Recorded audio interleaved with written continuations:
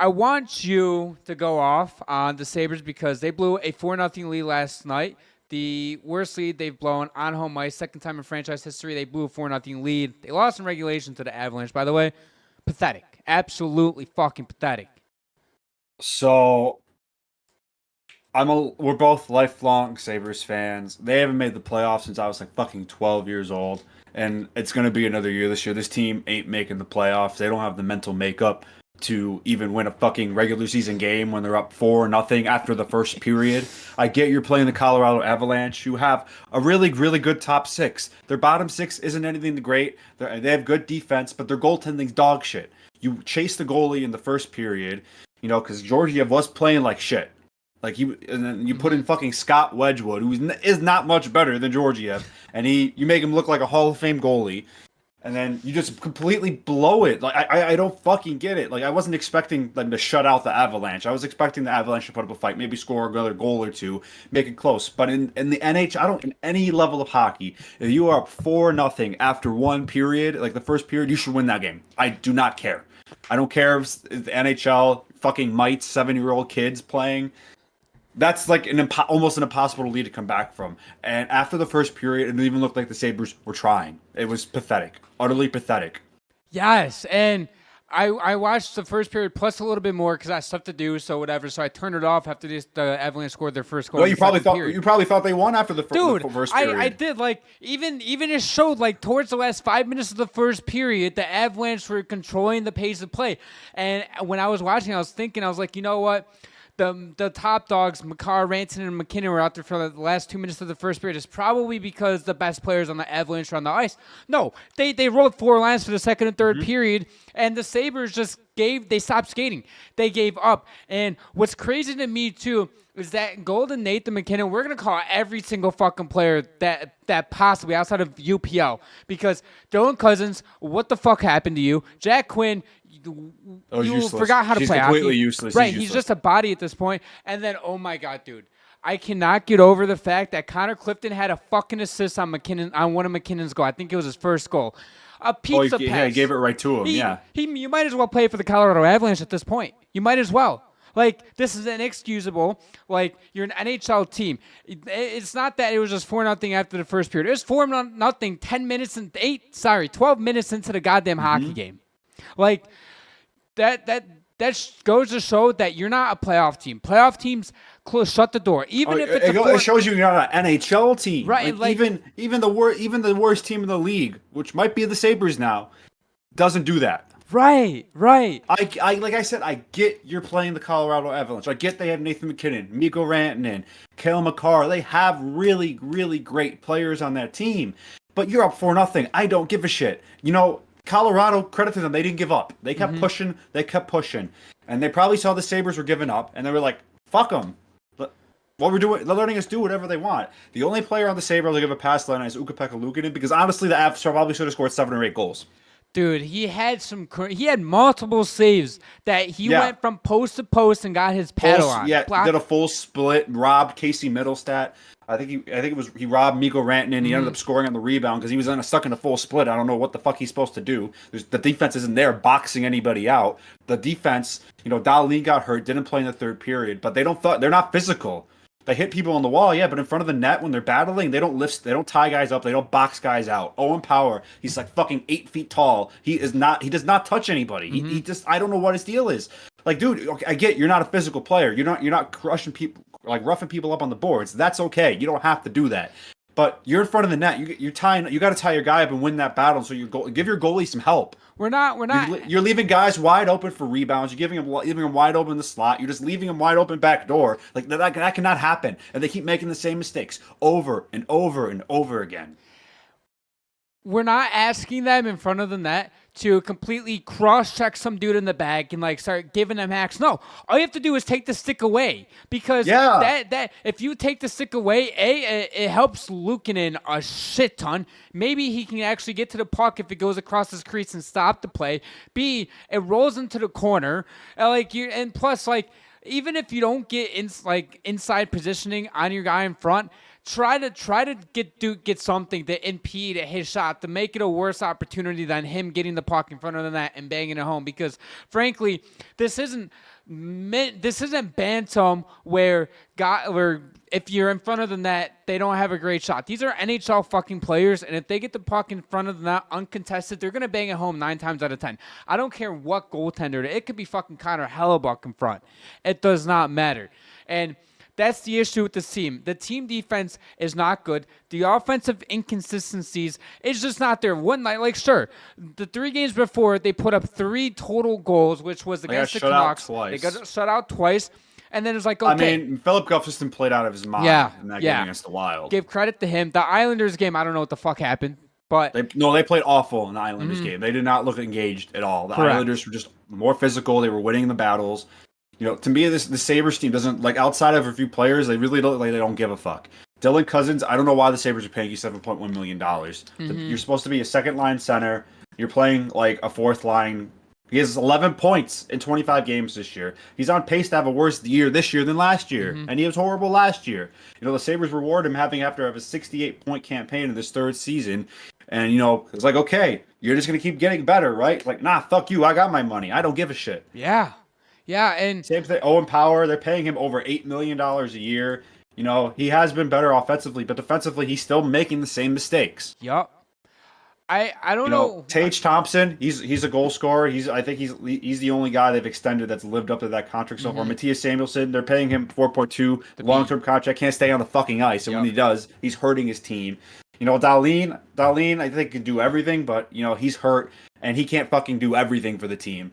You know, I don't even know what to go with. This team is not constructed. Like, this is a team that go, like, look, we have all these talented players. They'll figure it out. They're not figuring it out. I know you bring back Lindy Ruff. He's a veteran coach. You're thinking if anyone can get anything out of this group, it's him. He called a timeout after Colorado scored their 3rd goal to try to calm the boys down. They played worse after it. It's a mental thing. This team is just not capable of playing mentally tough. I will say, going to Owen Power, I'm kind of going to give him the benefit of the doubt because he has improved in both areas, offensively and defensively, from last season. He still makes the same mistakes, though. His only mistake is his defensive positioning in front of the net. Everything else looks good. His power play offense is atrocious. His goals above replacement is atrocious.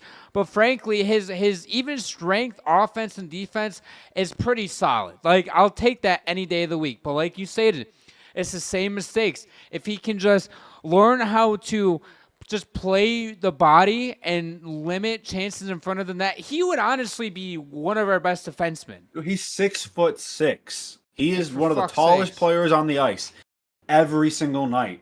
You have to take advantage of your size. Yep. That's what all the great tall players do.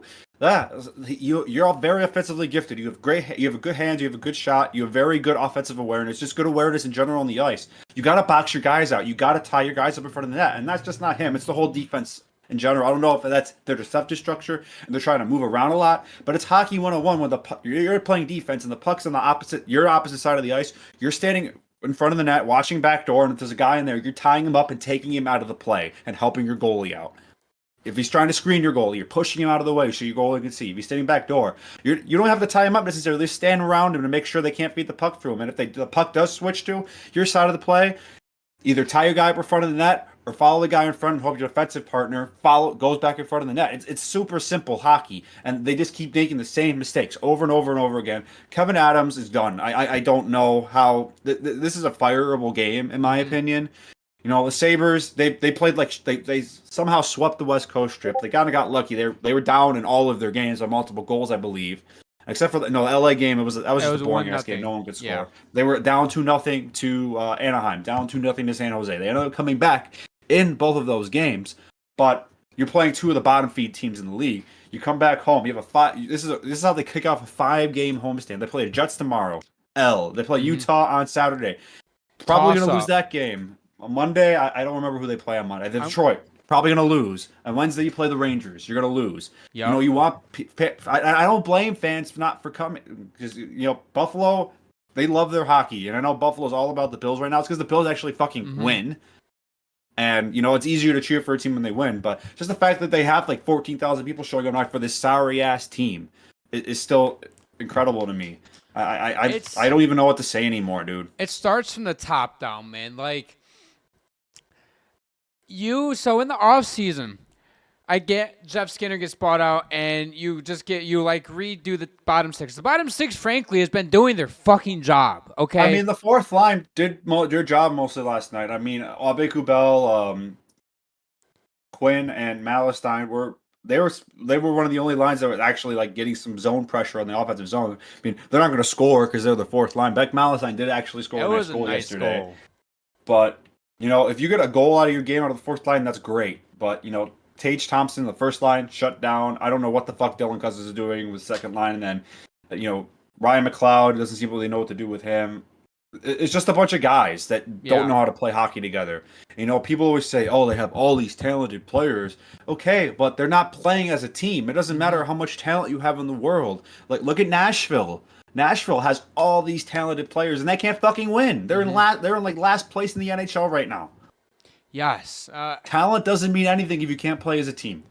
hard work beats talent, man. Hard work beats talent. The Sabres have talent, but they don't have hard work, and they don't play like a team. They play an individual game, which is not a recipe for success in the NHL. I think a quote that speaks volumes is a couple weeks ago they played Montreal on a Monday. Complete shootout of a game. And after the game, I don't remember which Sabres player said it. Said they underestimated their opponents. Like, that dude, was Darlene. That was Darlene. you're in the NHL. I don't give a fuck if you're the first place team playing the last place team. You're professional hockey players. You're the best players in the world. You have to take all of your opponents seriously. It doesn't matter. It's the NHL.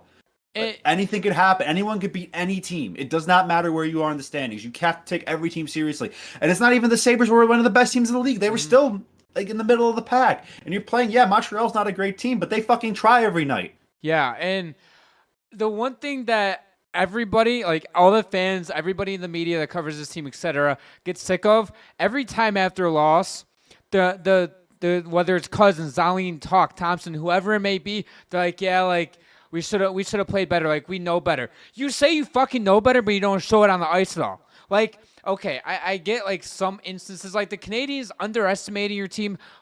What the fuck? Preston hit that on the nail. You never underestimate a team in the fucking NHL. But on top of it, last night after the game, Tuck actually spoke to the media, and he said he was talking about whatever. And he said it's absolutely horseshit. And then this morning it comes out that the Sabres canceled practice or whatever and had no media availability, which means they probably went over film from the entire game. And they were probably getting bitched at by Lindy. But I'd love to know if last night Lindy Ruff just trashed the locker room. Maybe that's why they had to call off media availability because like locker room was destroyed. Because if I'm Lindy Ruff, he's a veteran coach, he's seen everything. Clearly the team is not hearing his message. They're not playing the way they want him to play. I wouldn't be. And if I'm Lindy Ruff, I'd go in the room and say, Luukkonen, please step out for a second. You don't deserve to see this because you're playing your ass off. I just take someone's stick, smash the fucking TV, and just go crazy and start screaming at everybody. Like I don't know what else you have to do to get your message across. What do you have to do? Like everybody's like bag skate them. Bag skating is not gonna fucking work. You know what you do if you're Lindy Ruff? After last night's game, you go in there, you do what Preston said, ask UPL to step out for a second because he played his fucking ass off. He wouldn't actually do that, but I'm just saying UPL is actually playing pretty decent. I'm sure UPL would. I hope that Lindy screaming at him is not towards him. Anyways, so what you doing there, Lindy? You have to start off calm, and then you start raising your voice. Start off calm. I just go full batshit crazy. You start off calm, okay? You know what you do, and then you get to a point where it becomes unacceptable, and then you start screaming your lungs off. You know what you do? You call out every single fucking player that's in that locker room except UPL, and tell them whatever message you have, you do it to every single player. The 20 players in that locker room, fucking call them out. Oh, I would take shots at guys. And if they're not listening to you, embarrass them. We're not doing this. Oh, we're gonna talk in this manner. No, we're gonna fucking scream in their fucking faces type of thing. We're gonna take the garbage can and fucking throw it across the room type shit. I mean, but this is a mentality thing. This team clearly doesn't believe that they can win, because I've coached some high school hockey, and the teams honestly weren't great. I remember one night in particular, like the team I coached was kind of a middle of the pack team. Not the greatest, not the worst, but they probably weren't a playoff team. Mm-hmm. We were playing the first place team in our league on their senior night. Like, it was a packed barn for a high school game, which is kind of rare to see. But I remember in the locker room, everyone was just like, "Oh, we're gonna get our ass kicked tonight. Like, we don't have a chance. These guys are in first place. They kill They've lost 2 games all year." And we ended up having a really long pregame speech to them. And just to get them to believe is like, guys, who cares? Just go out there and play loose. You got nothing to lose. You could beat these guys if you just play the way you know how to play. And you know what? They beat them by fucking 3 goals. Mm-hmm. If you believe in what you're doing, it's amazing what can happen at any level in any sport. Just in like the NFL, any given Sunday. Mm-hmm. My perfect example of this is when the New York Giants beat the 2007 undefeated Patriots, and that was probably one of the biggest upsets, if not the biggest upset in sports history. Correct. And it's a mentality thing. You buy into what everyone is saying. You buy into the team, and it's amazing what can happen. The Sabres aren't buying into fucking anything. They haven't bought into anything in fucking years. They go through the cycles. They draft good talent. They play them. The players get pissed off. They get upset. They lose their Ryan O'Reilly lost his passion for the game. Jack Eichel injured. They won't let him get the surgery he wants. He asked if he wanted the trade anyway. You got Sam Reinhart, a guy who was trying every night. He can't take it anymore. You trade them all away. They're all Stanley Cup champions now. Mm-hmm. And then on top of it, you have, I know not as big of a player, but Robin Lehner was literally playing blackout drunk, dude, because he couldn't take it. Mm-hmm. That's how bad that this organization is. It starts from the owner, Terry Boulay, and goes all the way down to the bottom. What makes it sad is because all these new NHL fans are like, this organization sucked. Before this drought, the Sabres missed the playoffs, I believe it was 9 times. Oh, the Sabres used to be one of the best run organizations in the NHL. They were respected. Yes. And now they're a joke. Now they're a joke. No player worth a damn wants to come here unless they're going to pay him $3 or $4 million more a year. No, they're on every player's no trade list. Like, why would they want to come here? Why the fuck would they want to play for Buffalo? It's not a big city. There's not a ton to do. And if the team's not winning, why the fuck are you here?